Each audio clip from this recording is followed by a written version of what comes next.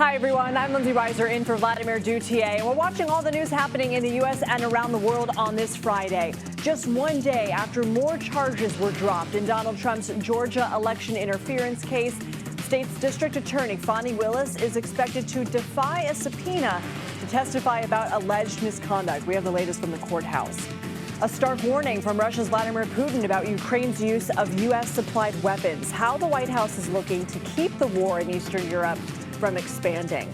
Pop star Justin Timberlake is expected in a Long Island, New York courtroom to accept a plea deal in a drunk driving case. Why he's not expected to see any jail time. This is CBS News 24/7.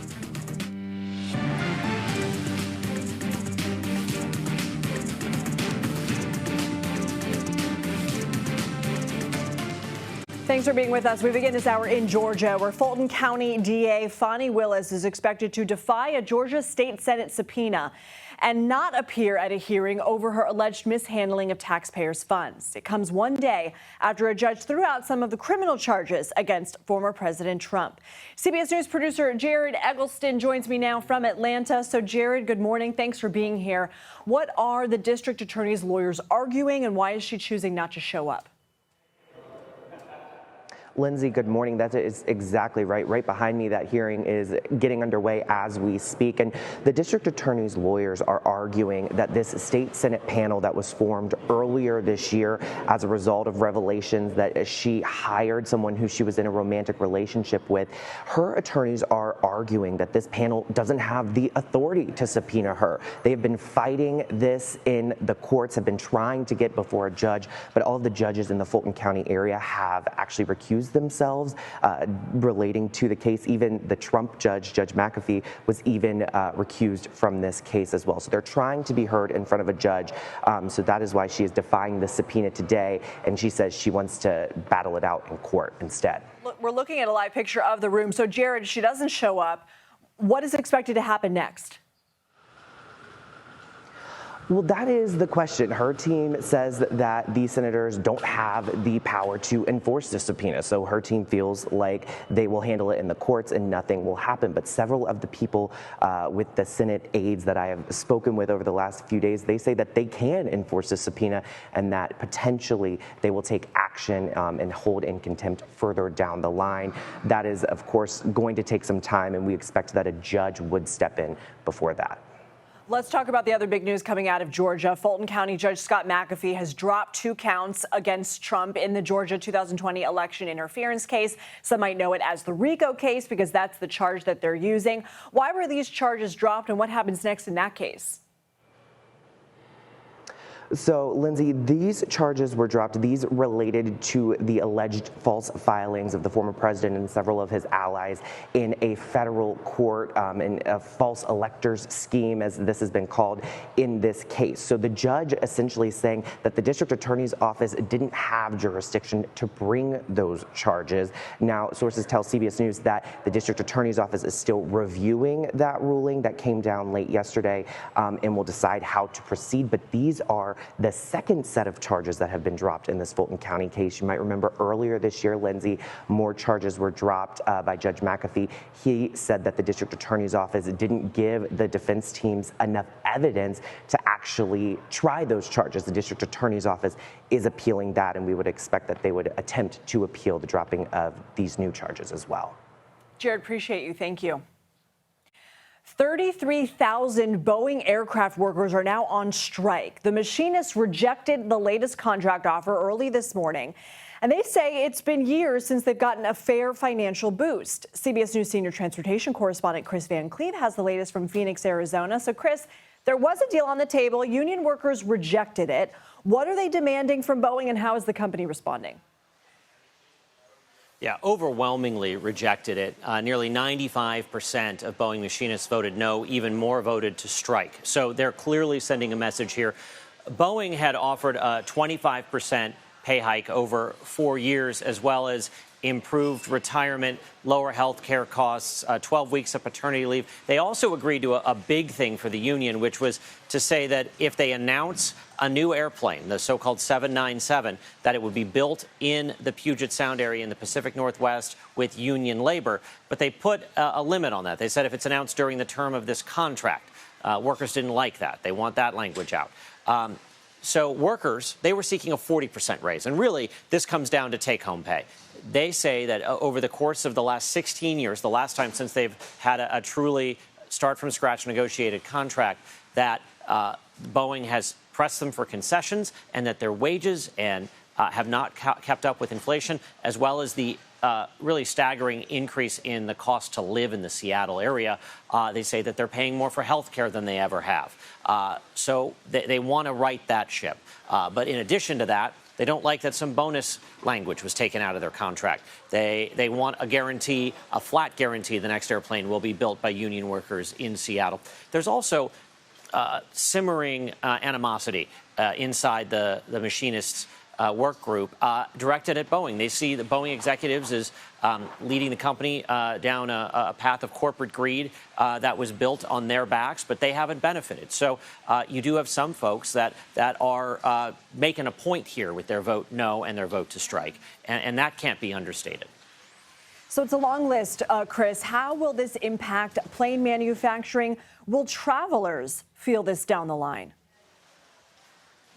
Travelers, the folks showing up at the airport like Phoenix Sky Harbor here will see no impact from this. Where you will see an impact, maybe airlines in their planning, because if Boeing's not building airplanes, which they essentially can't build, the 737, the 767, and the 777 right now, and the 737 MAX is critical to Boeing's bottom line, to their financial turnaround.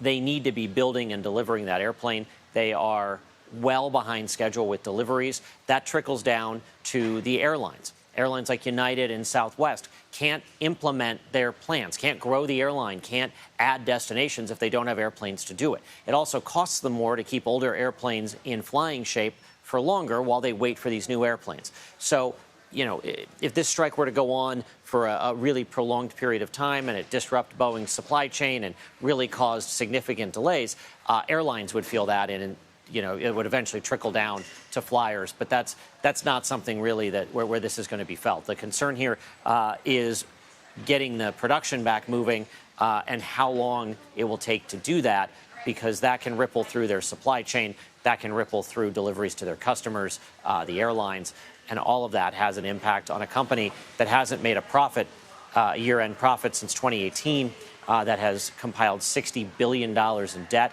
Their credit rating is one grade above junk bond. They want this deal, and they want to try to get moving forward with their plan to make the company better. Chris, we always appreciate your expertise. Thank you so much.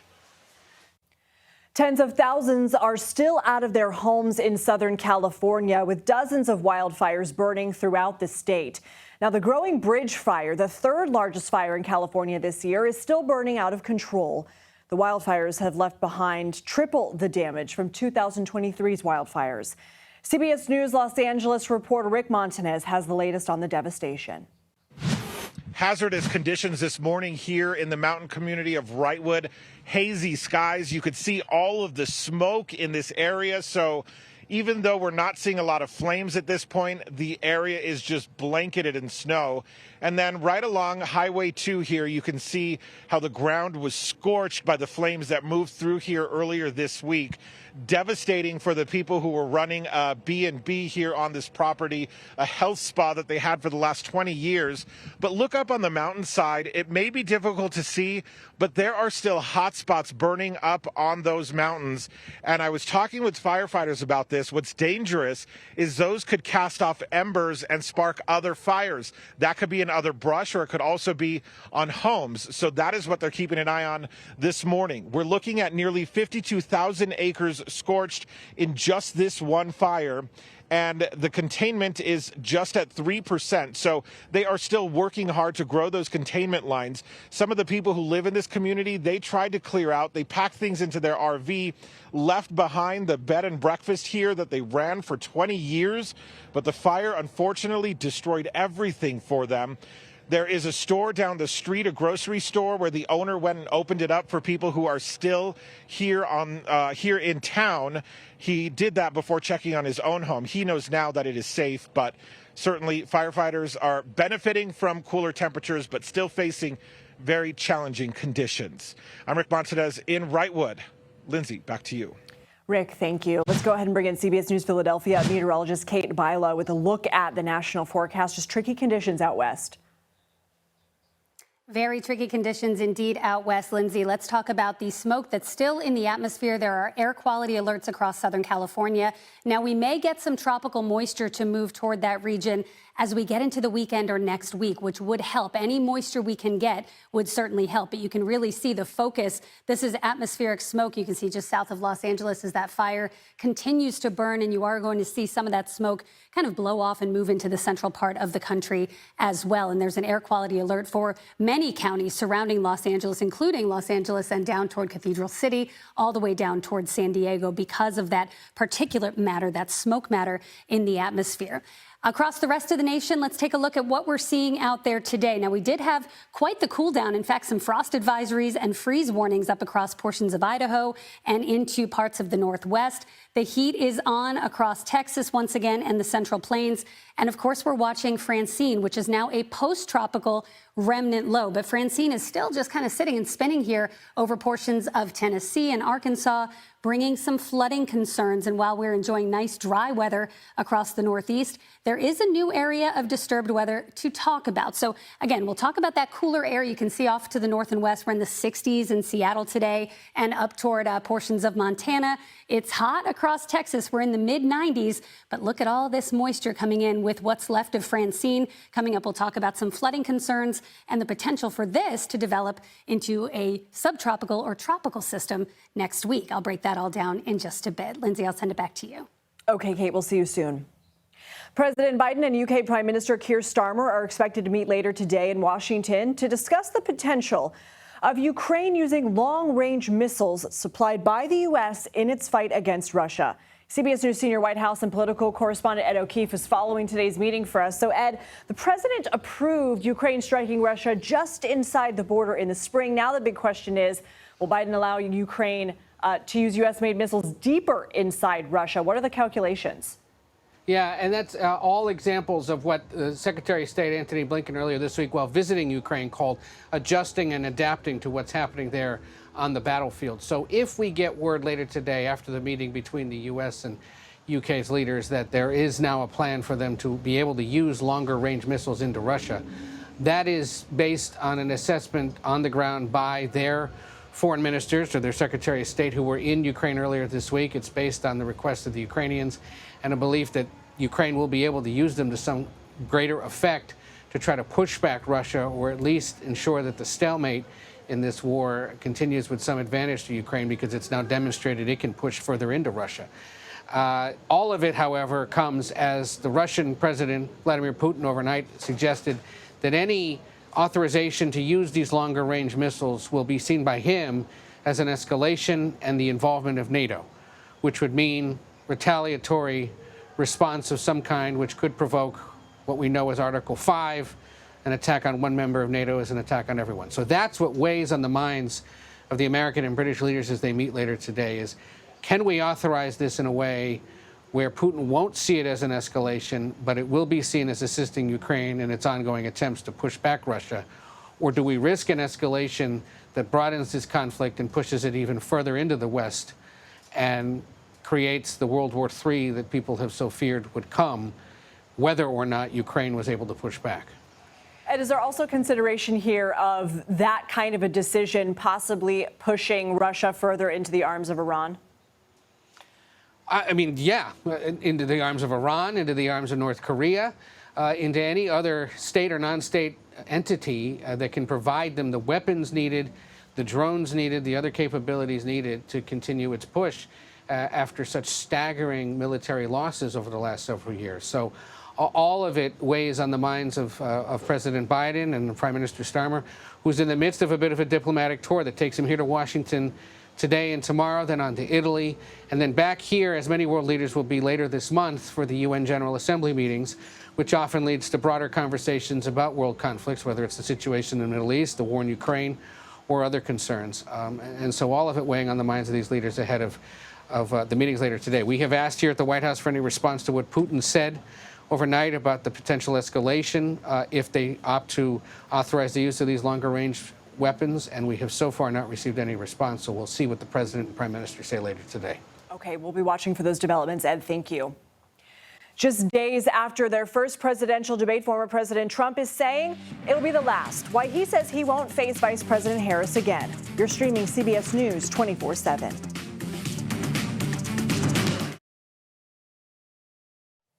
Today, former President Donald Trump and Vice President Kamala Harris are back on the campaign trail.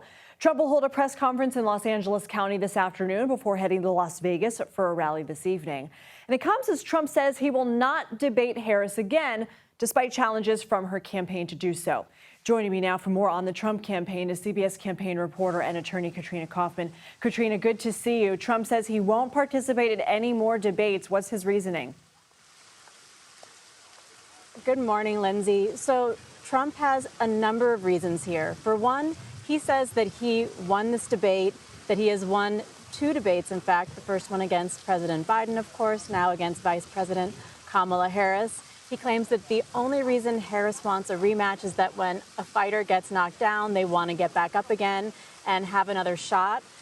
But he has said also at a rally yesterday that early voting already began. It's too late for this. Trump has had a litany of complaints against ABC as well. Against the moderators, he thinks that they were fact-checking him and not Harris. He even insulted David Muir's hair yesterday. He says that ABC should lose their license. After the debate, Fox had reached out to both campaigns to propose the second debate. And even on Fox, Trump expressed reticence about who the moderators would be. He also didn't like the proposed moderators' commentary on him after the debate. And now he's saying there will be no third debate at all. Of course, he could still change his mind, but that's where we stand at the moment, Lindsay. What can we expect from his press conference today? We haven't gotten what his remarks are going to be, but given his recent speeches, I think there will be likely a focus on the economy. That is something that he was talking about at his rally in Tucson last night. And he also went off quite a bit last night on the debate, on this litany of complaints that he had. So it's possible that we'll see more of that today as well. Has he been taking questions from the press at these events? Lindsay, it's interesting that you asked that because there have been press conferences where he did. There was one at Mar-a-Lago where he actually took quite a few questions. But just last Friday, I was at a press conference that he held at Trump Tower in New York. And the focus of that was really on Trump's legal issues. He stood there flanked by all of his attorneys. He was talking about his cases. That day there had been an appeal hearing in the E. Jean Carroll trial. But what was interesting is that they told us it was a press conference, but in the end, he took no questions from the press. Today, we're not quite sure what the situation is going to be yet. Katrina, thank you so much. Today, Vice President Kamala Harris will travel to Pennsylvania. In fact, counties that Trump won in 2020. She's trying to capitalize on debate momentum to aggressively take her message to swing voters. Meanwhile, her running mate, Governor Tim Walz, and other key surrogates will fan out across battleground states as part of the campaign's ramp up. It's battleground state blitz is what they're referring to ahead of the election. So joining me now is CBS News campaign reporter Aaron Navarro. Aaron, you spoke to North Carolina Governor Roy Cooper at Harris's rally last night about whether these candidates need another debate. Let's listen. If Donald Trump is brave enough to debate her again, I think she's pretty much ready. I'm not sure that he wants another debate. He was who he was. The thing is, we got the Donald Trump that everybody knows. He's an angry person who only cares about himself. He's running for office because he wants the gain from it. And Kamala Harris cares about the American people. She has the plan to give them health care. She has the plan to fight higher costs. North Carolina, we've already seen the positive things that she's done. I mean, the fact that she's been to that state so many times kind of shows that she is trying to flip it in this election. Has the campaign responded to Trump not wanting to debate again? Well, Harris herself at that rally in Greensboro last night said, quote, that they owe it to the voters to have another debate. Advisors for her campaign are certainly trying to debate Trump. One referred to Trump as, quote, chicken man on social media last night. But I also asked Governor Cooper there after that rally if he thinks it's necessary to have a debate at all. And he said Harris doesn't necessarily need it, but but welcomes it happening. And I asked him that because there's really no big platform moment for Harris. They had the convention, they had the debate this week, and from now until November, there's no big platform for her to really reintroduce her to voters, and that's part of the reason why the campaign is really angling for another debate.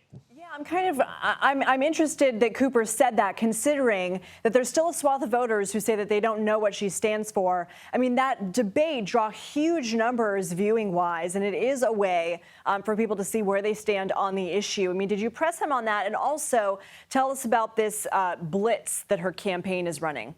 Yeah, Cooper really pointed to what the campaign itself is doing, as well as Harris's travels, noting that she is in Pennsylvania today in counties where Trump won in past elections, and also pointing to the grassroots effort and enthusiasm he's seeing in North Carolina. He claimed that they are ready and primed to win this state for the first time for a Democrat since 2008. But in addition to Harris being in Pennsylvania today, you have Governor Walz in the Midwest in Wisconsin and Michigan, and you have the second gentleman in the Villages in Florida, a Republican area, showing that they're really trying to appeal to moderate Republicans and potential swing voters.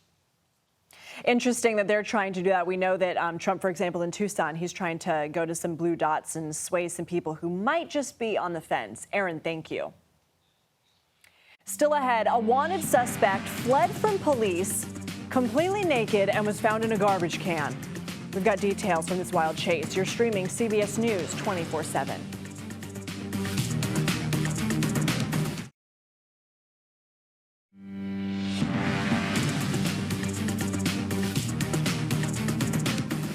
Welcome back to CBS News 24/7. Here's a look at some of the top stories we're following. The power is slowly starting to come back online for residents of Louisiana after Hurricane Francine pounded the state with damaging winds and heavy rain.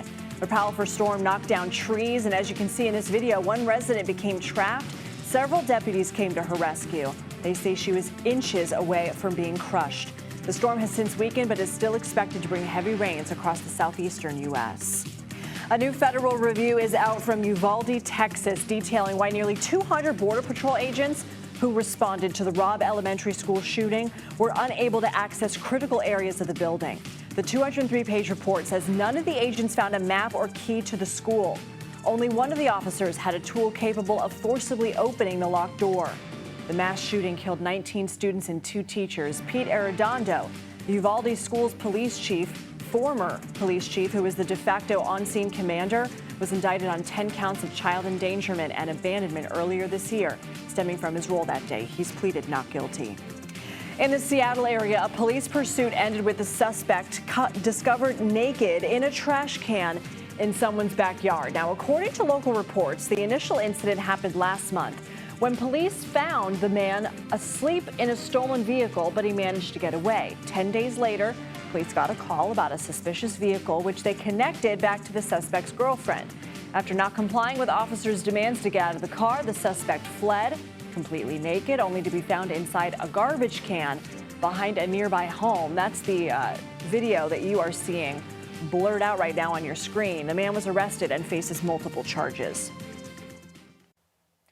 Well, thousands are under evacuation orders as wildfires engulf Southern California. They've just exploded lately, and the so-called bridge fire is the third largest in the state this year. It is 0% contained, and it's threatening people who live near Los Angeles and San Bernardino. So the fires in the state have burned more than 100,000 acres of land, destroying dozens of homes and buildings. And CBS News senior national and environmental correspondent Ben Tracy is with us now. Ben, I mean, the last few days when we've been talking to you, we've been talking about the line fire. Now we're talking about the bridge fire. What's going on there, and what are the weather conditions? So the weather conditions have dramatically changed, and they've changed for the better in a big way. I mean, when you look back here, this might look like a fog, or as we call it here in California, marine layer. This is heaven sent for firefighters. This is a lot of moisture being put on these fire areas. We're at the airport fire, which has straddled Orange County and Riverside County and charred about 22,000 acres. And this has really kind of ended the fire activity. You don't see flames, you don't see smoke. This is going to give firefighters a chance now to go create containment lines and kind of up those containment numbers. You mentioned the bridge fire. There's some good news out of there. Containment that may not sound like a lot, but when you go from 0 to 3, it's an important step to show that they're actually getting control of that fire. Largely because of the weather. It's 58 degrees here right now compared to over 100 degrees at the beginning of the week. So a dramatic shift in favor of firefighters. Okay, Ben Tracy, just terrible conditions out there, and just bad news there out west. Thank you, Ben Tracy. So now let's go over to CBS News Philadelphia meteorologist Kate Bilo with another look at the national forecast. I mean, Kate, it just breaks your heart. You have people who've left their homes. Sometimes they're coming back to nothing.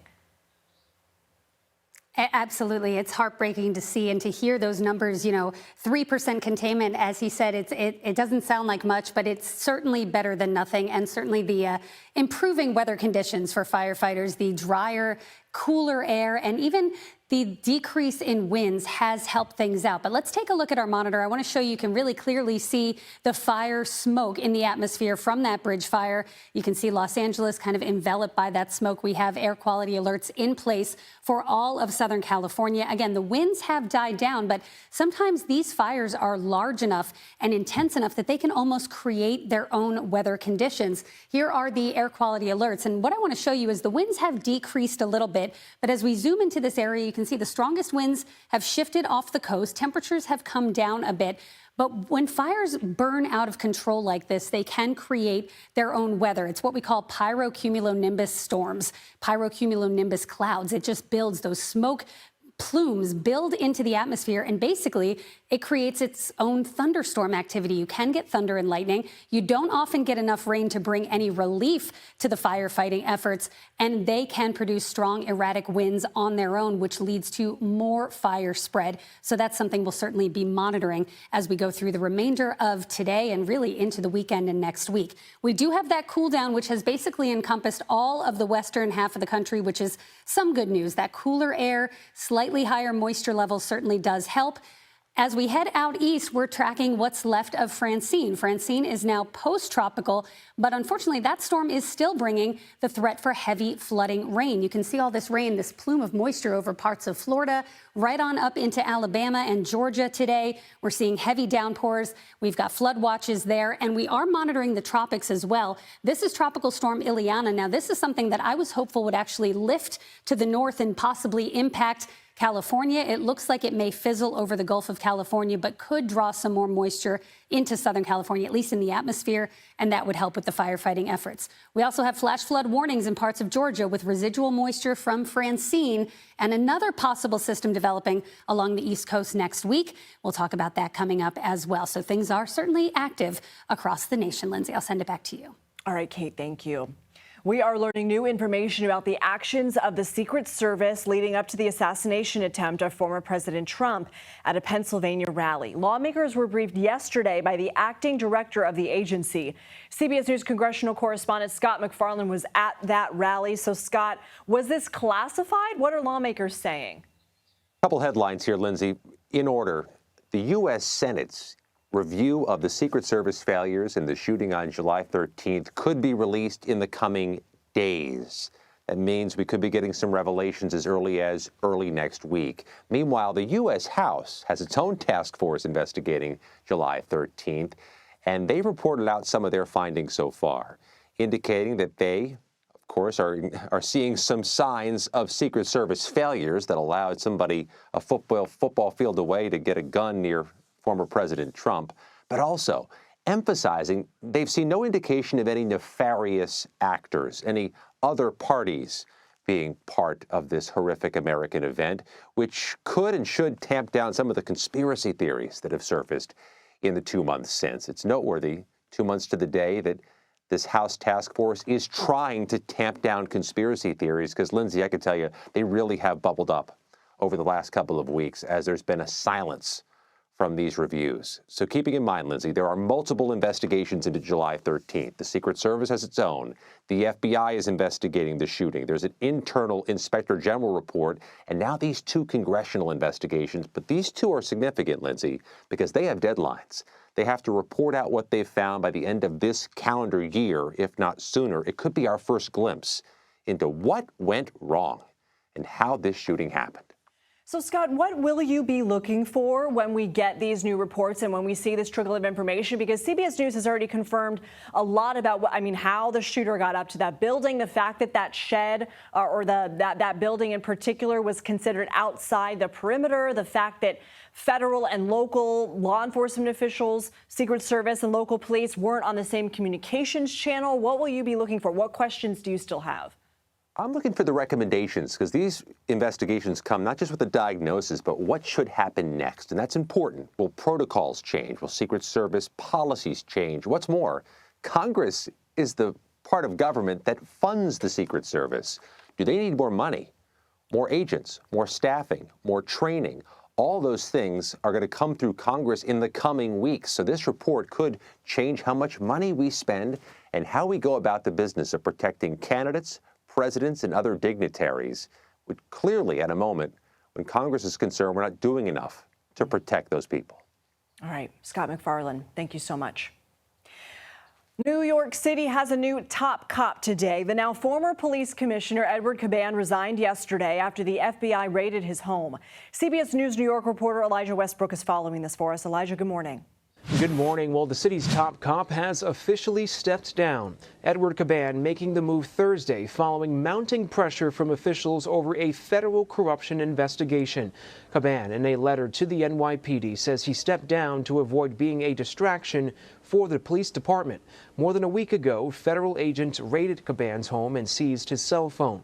CBS News New York sources are reporting the feds are probing possible corruption in the city's nightclub enforcement. They've also seized the phone of Commissioner Caban's twin brother, James Caban, who owns a nightclub security business. Now, Commissioner Caban's attorney told us in a statement that he is not the target of any investigation and he expects to cooperate fully with the government. Now, following the shakeup, New York City Mayor Eric Adams immediately announced a new interim commissioner, Tom Donlan. He served as the city's director of the Office of Homeland Security, ran the FBI's National Threat Center, and the FBI and NYPD's Joint Terrorism Task Force. He's expected to be the city's third commissioner in less than 3 years. I'm Elijah Westbrook, CBS News New York. All right, Elijah, thank you. Soon, Justin Timberlake is set to appear in a New York courtroom. Details about the guilty plea he's expected to enter next. You're streaming CBS News 24/7.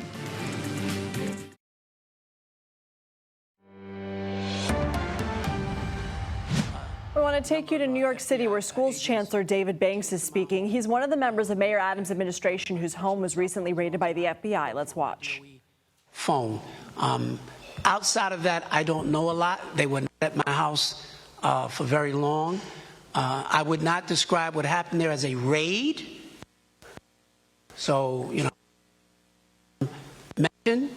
I think from beginning until the end, they were at my house for maybe, I don't know, a half an hour or so.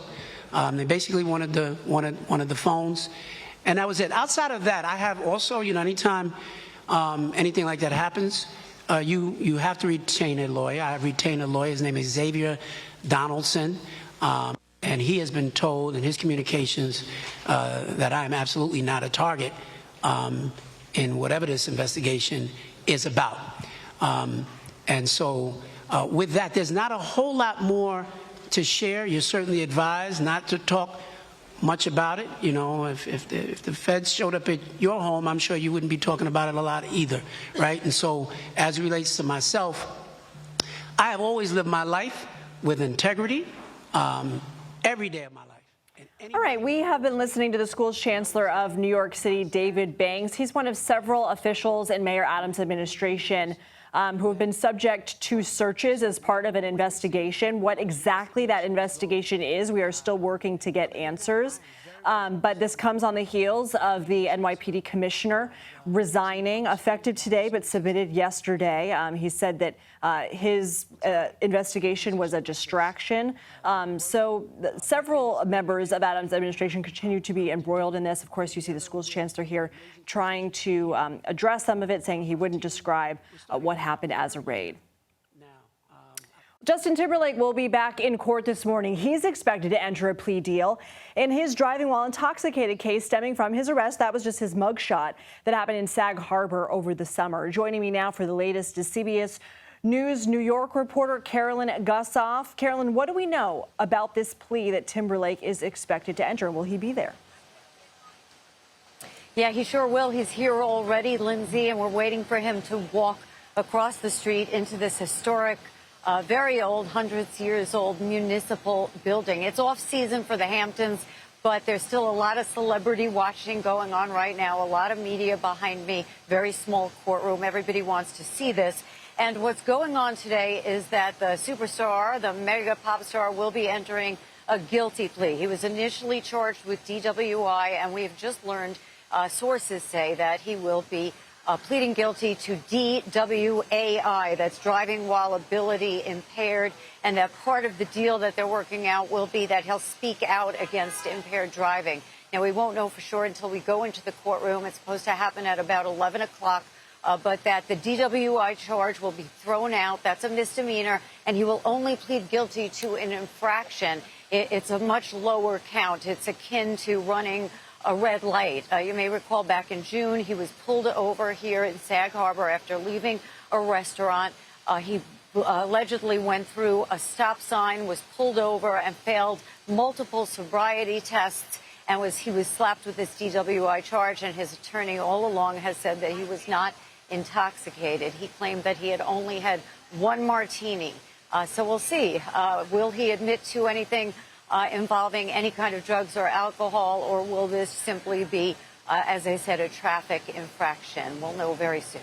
Okay, so Carolyn, I don't know if your photographer is able to just zoom out a little bit just to give us a sort of a better look of just how many people there are gathered today. But I also want to ask you, it's my understanding that a judge over the summer had taken his license, right? Justin Timberlake hasn't been allowed to drive since that happened. Do we know whether he'll get that ability back? Do we know if it's simply just a fine or community service, or is it too early? Right. Okay, so I'm going to ask my photographer to show you the mass of media I have behind me and people from Sag Harbor. Really just another day in Sag Harbor. They have a lot of celebrities here. It's not really that people are fazed by celebrity, but there is a lot of interest. Obviously, Justin Timberlake is a huge name. And it was a matter of procedure that his New York license, was suspended when he was arrested. Anytime you're arrested for DWI, and because he refused a breathalyzer, refused to take any kind of chemical tests, his license was automatically suspended. We'll see whether this guilty plea now will mean that that could be restored. His residence is in Tennessee, so presumably he also has a Tennessee driver's license. But when you look at the penalties for DWAI, it's not a long-term suspension. I think it's about a 60-day suspension. So it will involve some driving privileges. Okay, Carolyn, thank you so much to you and your crew out there on the scene. We'll be waiting for that hearing in the next hour to see what comes of it. Appreciate it. Still ahead, a big health scare for the quarterback of the Miami Dolphins. And it's not the first time. You're streaming CBS News 24/7. Last night's loss to the Bills, not the only concern on Dolphins fans' minds this morning. They're more worried about the health of their quarterback. Tua Tagovailoa suffered a concussion after a collision with Bills safety Damar Hamlin. It's Tua's third major head injury of his NFL career. CBS News Miami reporter Stephen Majiri has more. Dolphins fans took a collective gasp after last night's game. This is the third concussion Tua Tagovailoa has had in just the last 3 seasons, and all of his concussions have happened while he was a pro. This is the hit on the third quarter that caused it. Tua was scrambling out of the pocket when he lowered his helmet before getting hit by Bills safety Damar Hamlin. Tua was down for a few minutes and players knelt before he walked off on his own power. Tua has had injuries dating back to his college days, but none of them were concussions until he became a pro. Head coach Mike McDaniel said Tua will undergo thorough testing and evaluation before the team decides what to do next. Right now, I'm not really. It's more about, getting a proper procedural evaluation tomorrow and taking it one day at a time.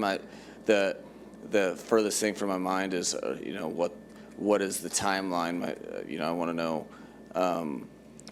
We just need to evaluate, and I'm just worried about my teammate and like the rest of the guys are. Tua has had 2 other hits that have caused a concussion. Both were in the 2022 season. He took a hard hit on the back of the head in Week 4 that year against the Bengals. And then in Week 16, he suffered another concussion against the Packers. Many had urged him to retire after that season, and Tua has said that he considered retiring after that year, but he thought he could still play and wanted his son to see him play. And again, that hit that caused last night's concussion came from Damar Hamlin. Hamlin tweeted out shortly after the game, "My love and prayers are with Tua for sure. Sending you strength and healing for a speedy recovery." The NFL has a 5-step protocol before a player with a concussion can go back on the field. The final step has the team's physician and an independent consultant both agreeing that the player can go back onto the field. As for what's next for the Dolphins, they have 9 days before their next game in Seattle. At Hard Rock Stadium, Steve Majiri, CBS News, Miami. Steve, thanks. Officers rushed to save 2 boys trapped in a burning home. This frightening scene unfolded early Tuesday in Vidor, Texas. The children's mother immediately alerted cops that her 7- and 9-year-old sons were inside. One of the officers pulled out an air conditioning unit, and you just saw there, helped the boys out of the window. As a mom, it's getting me a little choked up. They were taken to a hospital for smoke inhalation and are expected to be okay. Let's bring in CBS News Philadelphia meteorologist Kate Bilo with a look at that. I mean, Kate, you never know when it's going to hit you, but you just put yourself in those shoes for like 2 seconds and it just gets you teary-eyed. Oh my gosh, you and me both, Lindsay. I'm thinking of, you can't help but think of your own kids in that situation. Thank goodness everyone is okay. All right, let's talk about the weather across the country as we kickstart the weekend. What we're looking at, we've been talking, of course, about the wildfires in Southern California. They are getting some improvement as far as just at least a little bit more moisture in the atmosphere should help with the firefighting efforts. But still, those fires, especially the bridge fire, raging out of control. Let's talk about the Northwest, where it has cooled down quite a bit. Beautiful day today in spots like Salt Lake City and up toward Billings, Montana. The heat is on in Texas. Temperatures well into the 90s there, but we can see this pocket of cool air. This is the remnant of Francine, and that is still producing some pretty heavy rain and the risk for flash flooding across the southeast. It's a beautiful Friday in New York City, and it's going to be a great weekend across the Northeast as well. But we've got to take a look at a system that's going to try to develop off the coast of the Carolinas into early next week. So this is the remnant circulation from Francine. Really fizzling. It's these outer bands that are producing the risk for heavy downpours and flash flooding today. We actually have a flash flood warning over parts of Georgia. We have a flood watch and a flash flood watch in effect for much of Alabama and into Georgia. And the flash flood risk today is maximized through Alabama and into central Georgia. What we're going to be watching as we get into the weekend, this disturbance here, kind of part and parcel of what was once Francine. This has the chance of about a 30% chance of subtropical or tropical development into next week and could impact the Northeast. We'll keep you posted. Lindsay, back over to you. All right, Kate, thank you so much. Well, a very valuable Banksy painting that was stolen is now back where it belongs. And we're getting a look at the moment that someone took it. So take a look at your screen. This is surveillance video from the Grove Gallery in London. You can see a man smashing through the glass door, and once the hole is big enough for him to enter, he grabs the piece which was the closest to the door and then runs out. You're looking at that moment right now. Now, police have charged 2 men in connection with the theft. It's not exactly clear how the second person was involved because we just see one person there. This is a file picture of the piece that was stolen. It's called Girl with Balloon. Very famous. It's worth more than 270,000 pounds. That's more than 350,000 American dollars. Thanks for being with us. An encore of CBS Mornings is next. I'll see you back here at noon. This is CBS News 24/7.